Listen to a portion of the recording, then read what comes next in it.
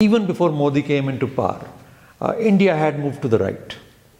India had moved significantly to the right, and what you saw in Modi's success was a crystallization of that process when Indian society moved to the right. I think as far as Pakistan concerns on terrorism are concerned, they're now real, and they've been real for quite some time. And Pakistan as a nation realized that terrorism emanating within Pakistan and from within Afghanistan has been extremely dangerous for the long-term security and health of Pakistan. And when that realization came about, there was a total change of approach to addressing terrorism, to handling it, to fighting it, to containing it, and that became visible in the way that the Pakistani military, the Pakistani political system responded to it, as well as how the political opinion or public opinion has evolved in this country. I think it leads us back to the 2008 situation. 2008 Mumbai was an entirely different situation, and I don't think either India or Pakistan have handled it well enough to try and eliminate it as a matter of yet another confrontation or controversy between India and Pakistan.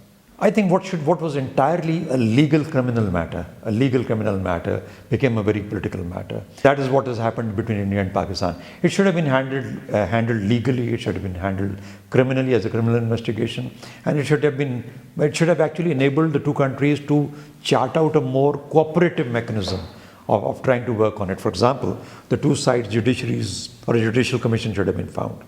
I think the two sides should have agreed on to a more cooperative defense examination as well as a prosecution case for prosecution. The fact that part of the evidence lies in India and some of it may have been hanged on the gallows, and what is available is not available to Pakistani prosecution or the defense for cross-examination, and allegedly the perpetrators live in Pakistan, and those they're undergoing the trial process, but without the evidence that is available in India. I think that's what makes it very, very difficult. They still hold on to 2008. Although I think their own strategy has also evolved from that, and their strategy has evolved from just looking at 2008 as something that has hurt them badly to using it as a means or as a tool to really trash Pakistan as a nation or a state which sponsors terrorism and shows so to the world. India and Pakistan need to eliminate the tag of an enemy for each other. Now, to do that, there are different ways. You either agree on disagreeing on the areas and issues that you have already. You say, okay, we understand Kashmir is going to be a difficult thing, all right, but we're not going to let off, on our stance. But we could perhaps work on something else in the meanwhile. Similarly, the Siachen issue, or for that matter, Sir Creek, etc., and move on to something like, I call this the negative mound of issues and difficulties which only convey the negative. So as long as you deal with the negatives, you will only be, sort of living in the negative. And therefore, the positions are so hard and fixed, it's very difficult to really resolve unless the public opinion, the military, or the militaries and the political leadership, and everybody is so decided about the fact that we need to resolve this. Look, we all understand, we all know what is right. And knowing what is right, but being unable to do anything about it is a failure. And that to me is crass stupidity and failure as far as the leaderships on both sides is concerned. I think you know what is right, you know what needs to be done, you know the areas where we need to sort of get together, work together, try and develop that mound of the good and the positive. And we are unable to do anything just because we held back by either our constituencies or the fears or apprehensions in our minds. And simple, is it hate sometimes that we have for each other?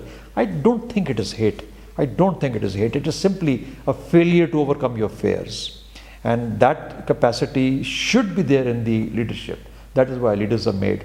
And in my judgment, we need to do that and bring in the positives. For example, I'll tell you very simple things. Yeah, we've started to send journalists on both sides, and we make it easier for them to travel. We perhaps open up visas for some tourists, and we should do that.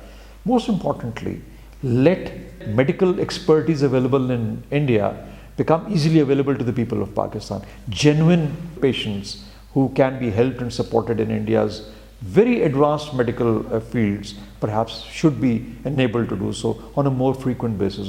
It should be very natural for someone who's in real serious ailment in Pakistan, and perhaps will become, either has to travel to the UK or the US for treatment, that it should come naturally to him that he may like to go to India for that, because it's much cheaper, it is closer, it is the environment is quite similar, the kind of people that you find, or the culture or social environment is similar. It makes it so much simpler for a patient to recover in such an environment.